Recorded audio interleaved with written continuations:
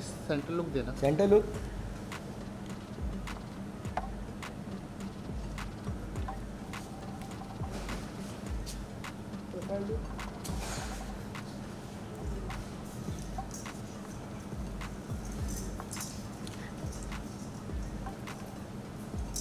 Thank you. Thank you. अभी solo उनका दोनों। Hello. Now we will.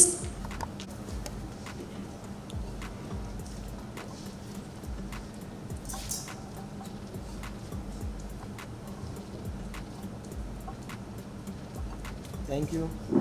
Hold up, ये थंबा रहेगा।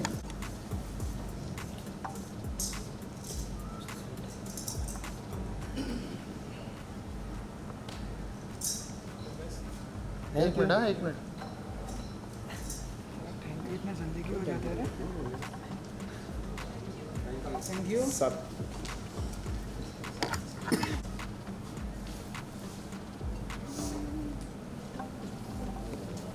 सिंगल की वाला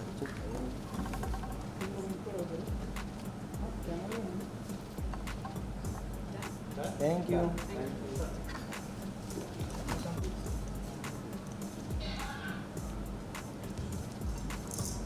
सर सेंटर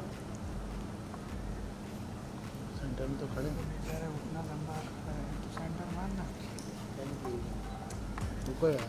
थैंक यू।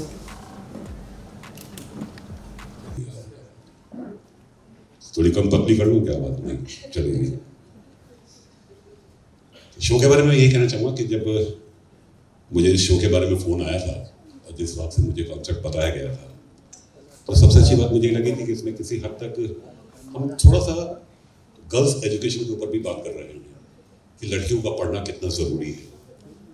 और जो इसमें मेरी बेटी बनी है, मतलब बहू है, जिसको मैं बेटी की तरह मानता हूँ, और एक वजह थी मैंने जिस वजह से उसकी अपनी बेटी से शादी कराई ताकि मैं उसको पढ़ा सकूँ। वो पढ़ना चाहती है लेकिन उसे कोई पढ़ने नहीं देता उसके घर में। इसी वजह से मैं उसे बहू बना के ना अपने घर पे लाया, उसे पढ़ा लिखा रहा हूँ ताकि वो किसी काबिल बन सके। और पहली बार बहुत टाइम के बाद शायद ऐसा देखने को मिला कि एक ससुर और बहू में जो बॉन्डिंग होती है वो बहुत कम जगह देखने को मिलती है। कई जगह पे सास बहू की बॉन्डिंग देखने को मिली है, अच्छी बॉन्डिंग, लेकिन ससुर और बहू की बॉन्डिंग बहुत कम देखने को मिलती है। और इसमें मैं ससुर और बहू नहीं, हम लोग बाप बेटी से ज़्यादा हैं। मेरी अपनी 2 बेटियां भी हैं, बहुत प्यारी बेटियां हैं मेरी, लेकिन कहीं कहीं मैं उन दोनों से ज़्यादा तवज्जो अपनी इस बेटी आशी को देता हूँ, क्योंकि इसे मैं अपने भरोसे, अपनी वजह से मैं इसको लेकर यहाँ पे आया हूँ। तो मेरा कर्तव्य बनता है, मेरा फर्ज बनता है कि मैं इसकी हर चीज़ पूरी करूँ, इसकी हर ख्वाहिश पूरी करूँ। और इससे इतना प्यार है मेरा कि मैं इसके लिए किसी से भी लड़ जाऊँगा, मैं इसके खिलाफ किसी से कुछ सुन नहीं पाता हूँ। और क्योंकि मैं वैसे अंदर से खुद भी बहुत इमोशनल हूँ, तो इसके साथ मेरी बॉन्डिंग वैसे ही बहुत अच्छी हो गई। डे 1 से हमारा बाप बेटी वाला रिश्ता हो गया। आज भी ये मुझे मेरे नाम से नहीं पुकारते, मैं मुझे बाबा ही बोलती है बाहर भी। तो अब मेरा कैरेक्टर भी मैंने आपको यही बताया कि एक अच्छा बाप है। इससे पहले मैंने अच्छे बाप के रोल किए, गलत बाप के रोल भी किए, लेकिन ये सबसे अलग है और जो चीज़ मुझे पसंद आई थी। मैम आप किरदार के बारे में कुछ बताइए, क्या नया देखने मिलेगा? क्योंकि 2 प्रोमोस काफ़ी डिफरेंट साइंस बता रहे हैं आपके किरदार के बारे में। एंड क्या कुछ आपको जब स्क्रिप्ट नरेशन पार्ट हुआ आपके तरफ से, सो क्या आपको अच्छा लगा स्क्रिप्ट में सबसे पहले? Okay, so thank you for appreciating the promo first of all. और मैं ये जेन्युइनली इसलिए नहीं बोल रही हूँ कि क्योंकि ये मेरा शो है मैं इसकी तारीफ करूँगी। मेरा और भरत का इस चीज़ पे डिस्कशन भी हुआ था जब हम लोगों की फर्स्ट टाइम रीडिंग हुई थी कि शो का कॉन्सेप्ट मुझे बहुत अच्छा लगा। लाइक यू नो, जैसे बाबा ने भी बोला कि सास ससुर का ये क्या बोलते हैं, सास बहू का बहुत ज़्यादा रिलेशन दिखाते हैं या तो फिर लव स्टोरी दिखाते हैं। ये एक ऐसा ड्रामा है जिसमें आपको लव स्टोरी भी देखने मिलेगी, एक लड़की का एक अपने परिवार के लिए क्या रिस्पॉन्सिबिलिटीज़ है वो भी दिखेगी, एक बाबा के साथ उसका कितना स्ट्रॉन्ग इमोशनल कनेक्ट है वो भी दिखेगा। और जैसे इन्होंने बताया भी आप लोगों को, डे 1 से लेके अभी तक on screen, of screen, phone पे कभी भी मैंने इनको सर नहीं बुलाया। मेरा इनके साथ ऐसा कनेक्ट है ना कि मैं उनको बाबा ही बुलाती हूँ, अभी भी मैं बाबा बाबा ही बोलूँगी। और जैसे बाबा ने बताया कि ये मुझे अपनी बहू नहीं बेटी मानते हैं, वैसे ही आशी का भी कैरेक्टर ऐसा दिखा है कि उसकी पूरी जो लाइफ है वो डेडिकेटेड है अपने बाबा के लिए, कि अगर बाबा ने उसके लिए इतना किया है, बचपन से उसको पढ़ाया लिखाया, उसको अपने पैरों पे खड़े होना सिखाया है, तो उसके लिए लाइफ में और कुछ मायने ही नहीं रखता है। क्या पति होता है, क्या प्यार होता है, उसको कुछ भी नहीं चाहिए। उसको अपनी लाइफ में अगर वो अपने करियर वाइज भी आगे बढ़ना चाहती है तो वो सिर्फ अपने बाबा के लिए बढ़ना चाहती है। तो मुझे ये एक आशी का जो साइड है ना बहुत अच्छा लगा कि शी इज़ वेरी सेल्फलेस। उसको पता है कि मेरे बाबा ने अगर मुझे ज़िंदगी दी है तो अब मैं अपने बाबा के लिए ही जीऊँगी। तो पूरे शो में मेरा सबसे ज़्यादा जो स्ट्रॉन्ग बॉन्ड दिखा है वो मेरे बाबा के साथ दिखा है। वो एंड आशी की सबसे अच्छी बात क्या लगती है, जो आपको लगता है कि रियल लाइफ में भी आपकी और आशी की बॉन्डिंग इस पॉइंट पे काफ़ी सिमिलर है? एक्चुअली सिमिलर बिल्कुल भी नहीं है, बट मैं आशी से सीखना बहुत कुछ चाहूँगी। जैसे जब मैंने कुछ सीन्स भी किए ना कि आशी के लाइफ में कुछ भी हो जाए, कैसे भी हो जाए ना, वो रोएगी धोएगी सब कुछ करेगी, लेकिन बाद में वो उसी स्ट्रेंथ के साथ वापस खड़े होकर स्माइल होकर अपनी लाइफ में वापस आएगी। तो मुझे ऐसा लगता है मैं रियल लाइफ में आशी जैसी काफ़ी हद तक नहीं हूँ। जैसे जनरली लड़कियाँ रहती है, काफ़ी बबली चौपी रहती है, मैं भी काफ़ी हद तक वैसी हूँ। तो मेरे लिए आशी के कैरेक्टर में ढलना शुरू में बहुत मुश्किल था कि एकदम सीधी सादी सी, सिंपल सी, सोफिस्टिकेटेड है। But now that we have been shooting like for I guess 20-25 days और मोर, तो अब मैं जैसे जैसे आशी के कैरेक्टर में ढलने लगी ना, मुझे लग रहा है कि आशी जैसी लड़कियाँ बहुत प्यारी होती है एंड हमें ऐसा बनना चाहिए। हम अपने एल्डर्स की इतनी रिस्पेक्ट करते हैं, हम सेल्फलेसली उनके लिए सोचते हैं, हमें अगर कोई डांटता भी है तो हम उसका ऐसे स्ट्रांगली उसको अपनी ईगो पे नहीं लेते हैं। जैसे मुझे मेरी काकी अगर कुछ भी बोलती हैं तो मैं स्टिल उनको बहुत रिस्पेक्ट करती हूँ कि हाँ what ever she is saying, मैं कभी उसको दिल पे नहीं लेती हूँ, रोती हूँ ऑब्वियसली, लेकिन फिर वापस खड़ी होती हूँ मैं। बट आशी की काकी की अगर हम जिक्र करें तो क्या ऐसा है कि फास्टिंग के लिए फोर्स कर रहे हैं, जो सेकंड प्रोमो में दिखाया, फर्स्ट प्रोमो में तो लाफा भी मार दिया ऐसा दिखाया, तो इनका किरदार काफी अमेजिंग होने वाला है, मुझे ऐसा लग रहा है काफी स्ट्रेंथ होने वाला है। बहुत बहुत स्ट्रॉन्ग कैरेक्टर है, बहुत ही ज़्यादा स्ट्रॉन्ग कैरेक्टर। और मुझे ख्याति मैम से सीखने के लिए सबसे ज़्यादा पता है क्यों मिलेगा, बिकॉज वो रियल लाइफ में बिल्कुल ऐसी नहीं है। She is very very very sweet. तो जब मैं कभी सर जैसे ही बोलते हैं ना रिस्पेक्टिव मार्क अपने मार्क पे आओ, वो अपने कैरेक्टर में जब आती है ना, I am like she is not this person, how is she doing this. तो उनका कैरेक्टर मुझे लग रहा है बहुत स्ट्रॉन्ग है और वो बहुत बहुत बहुत ही अच्छे से निभा रहे हैं अपने कैरेक्टर को। व्हेन शी स्कोल्ड्स मी ना, तो मैं एक्चुअली डर जाती हूँ, और डर वो रिस्पेक्ट वाला भी कि मैं उनसे नज़र मिला ही नहीं पाती हूँ। Most of the times when she is speaking to me ना, I am like this only. क्या आगे चल के आशी को रिश्तों के लिए फोर्स करना पड़ेगा कि इससे रिश्ता रख रहा है, कि इससे रिश्ता रख रहा है, ये फास्टिंग करना है, कि इससे बात नहीं करनी, इससे मुलाकात नहीं करनी, इस तरह के फोर्स आशी के रिश्ते में आने वाले आगे चल के? फोर्स अभी तक तो जो हमने किया उसमें कभी आया नहीं है, और मुझे लगता भी नहीं है कि आएगा, बिकॉज आशी को वो दिखाया गया है कि शी अंडरस्टैंड्स कि उसकी ये लक्ष्मण रेखा है, उसको पार नहीं करना है। तो उसको कभी किसी को बताने की ज़रूरत नहीं पड़ेगी कि आपको क्या करना है क्या नहीं करना है।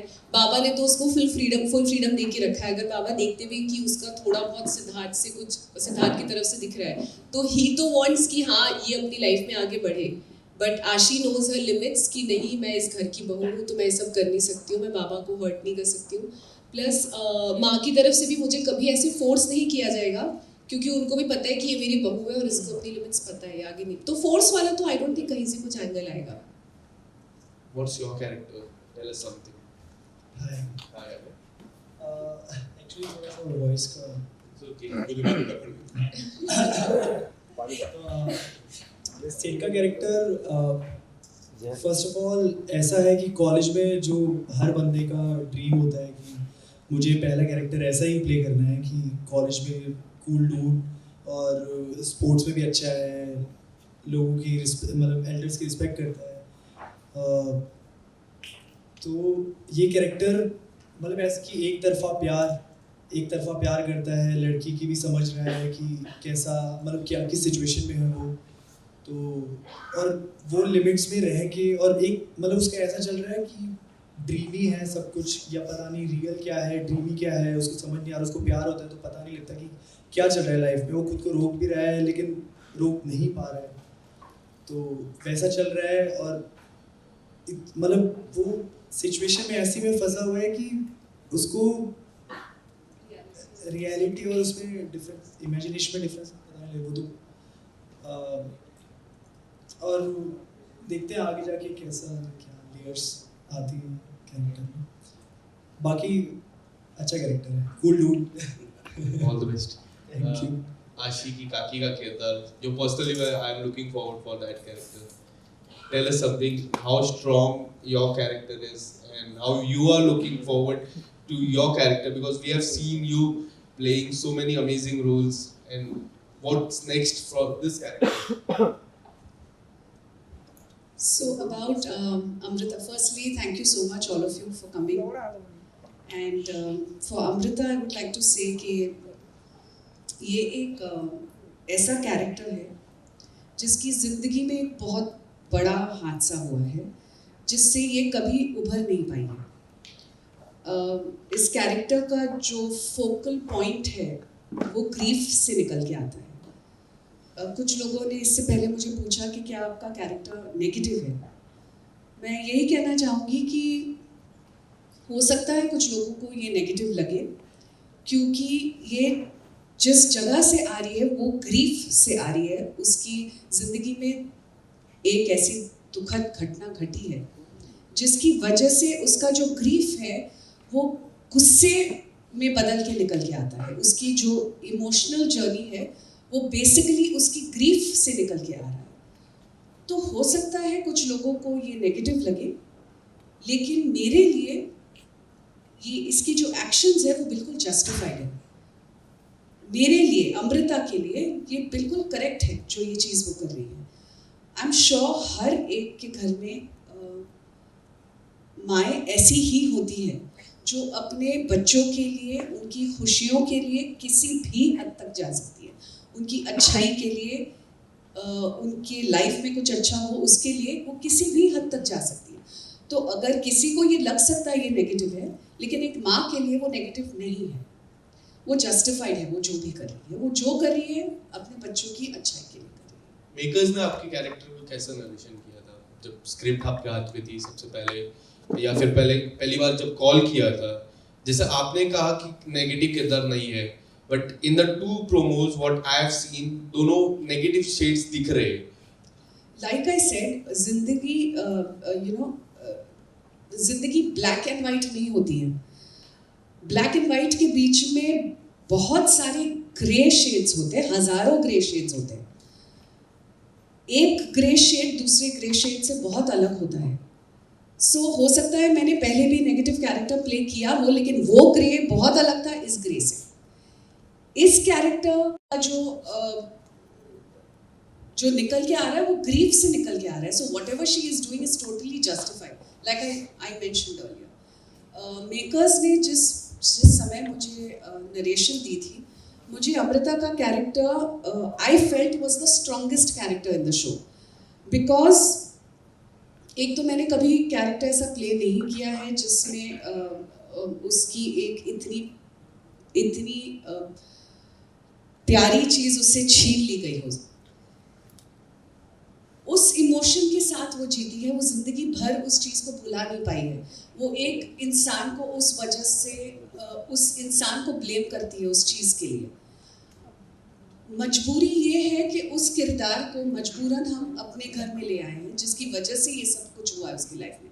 अब उनके इंटरपर्सनल रिलेशंस क्या है, हर एक फैमिली मेंबर का उस इंसान से इंटरपर्सनल रिलेशनशिप क्या है, that makes the show very very very relatable. कोई कुछ लोग हैं जो इस चीज़ को नेगेटिवली देख रहे हैं, कुछ लोग हैं जो इस चीज़ को पॉजिटिवली देख रहे हैं कि इसमें उस लड़की की कोई गलती नहीं थी, लेकिन मेरे लिए शी इज़ रॉन्ग, इसकी वजह से सब कुछ हुआ है। So it's basically about the interpersonal relationships. Hi, this is Neha from Telecrime. Hi.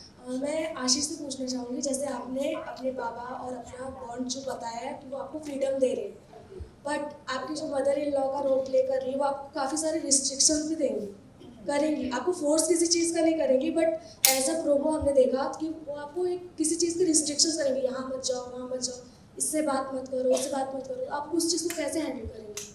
Actually वो सब हैंडल करने की मुझे ज़रूरत ही नहीं पड़ती है। मेरे बाबा ना बहुत नॉटी है, रियल लाइफ में भी और रियल लाइफ में भी। तो मुझे जहाँ जहाँ काकी मुझसे कुछ बोलती है, एज आई टोल्ड यू, कि मैं कभी उनको नानों को लेकिन परंतु नहीं कर सकती हूँ, बट बाबा मुझे बाय हार्ट समझते हैं। तो जहाँ भी अगर काकी मुझे किसी भी चीज़ के लिए रेस्ट्रिक्ट करती है तो बाबा मेरे सामने आके खड़े हो जाते हैं, और वो किसी न किसी बहाने से कुछ ना कुछ ऐसा कर देते हैं कि मैं अपनी चीज़ कर पाऊँ। तो मेरी लाइफ में कभी भी कुछ भी प्रॉब्लम्स आती हैं, कभी भी कुछ ऐसे हर्डल्स आते हैं, तो मुझे उसके टेंशन लेने की ज़रूरत ही नहीं पड़ती है, सब बाबा कर देते हैं मेरे लिए। लाइक हम लोग ने ऐसे सीक्वेंसेस एक्चुअली शूट भी किए हुए हैं जिसमें बाबा कुछ ना कुछ कभी नॉटी प्ले करके, कभी गुस्से में, कभी कुछ कैसे कर करके ही let's me do what I want. Okay sir, आपके और जो आपकी वाइफ का रोल प्ले कर रही है आशी की वजह से उन लोगों में, उनकी बॉन्डिंग में कुछ ना कुछ दरारें आएंगी? नेचुरली, मतलब अगेन वही सवाल वही होता है नेगेटिव वाला। कभी भी कोई कैरेक्टर या कोई इंसान नेगेटिव होता नहीं है, हालात उसे नेगेटिव बनाते हैं या उसे कुछ ऐसा गलत सोचने में मजबूर करते हैं। हमारे वैसे मेरे और मेरी वाइफ की रिलेशन बहुत अच्छी है, हमारा आपस में कोई ऐसी टसल नहीं है। सिर्फ टसल कहाँ से शुरू हुई, जहाँ से आशी आती है, क्योंकि मैं आशी को बहुत प्यार करता हूँ और उनके पास एक वजह है आशी से नाखुश रहने की, यही वजह है बस। तो मेरी अगर उनकी कभी कोई टसल होती है तो इस बात को लेके होती है, बाकी हमारा आपस में रिलेशन बहुत अच्छा है। आपसे मैं पूछना चाहूँगी कि जैसे आपने बताया अभी कि आप प्यार में वन साइडेड लव है आपका आशी के साथ, तो वन साइडेड लव में हमेशा यही देखा जाता है कि लड़की की वजह से लड़के को किसी न किसी चीज़ में फंस जाता है, स्ट्रगल होती है, कोई ना कोई चीज़ होती है जो उसको हैंडल करनी पड़ती है। तो आप इस रोल में कैसे उस चीज़ों को हैंडल करेंगे? प्यार आसानी से मिलता ही नहीं है, एफर्ट तो डालने पड़ते हैं। तो आसानी से मिल जाए फिर वो उस चीज़ की वैल्यू होती नहीं है, चाहे वो कुछ भी हो। अगर मेरे को ये शो भी इजीली मिल जाता तो मेरे को शायद इतनी वैल्यू नहीं होती। तो मेरे को अब पता है मेरे काम की क्या वैल्यू है, अभी मैं यहाँ हूँ तो उसकी क्या value.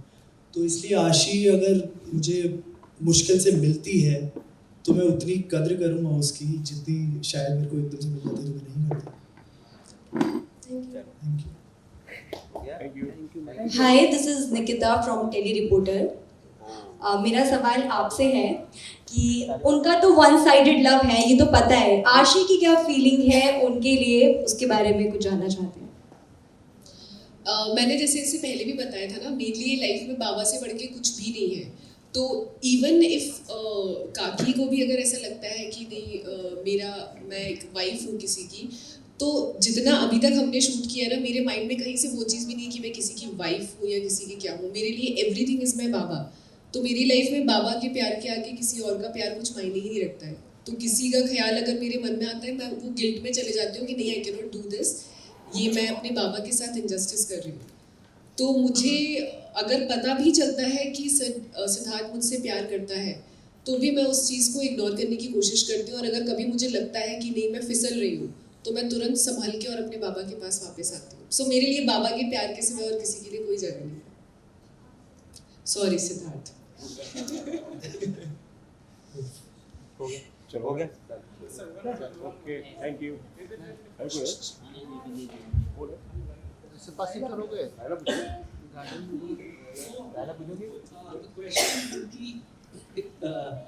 Where is the husband of yours? Where is the husband? So where is the husband of yours? Yeah, what? No. So he's. So for that you will have to watch our show. That is the intrigue that we are trying to create. तो आप please show देखिए हमारा, आपको पता चल जाएगा what we are trying to say in the promo. For that you'll really have to watch. Next.